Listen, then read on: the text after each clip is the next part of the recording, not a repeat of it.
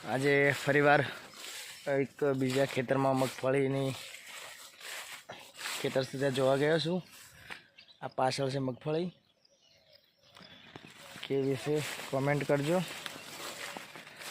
મગફળી આ સાલ બહુ સારી છે બધી। આ બીજું 10 વીઘાનું ખેતર એક વાયેલું છે, તમને બતાવું। બધી મગફળી છે।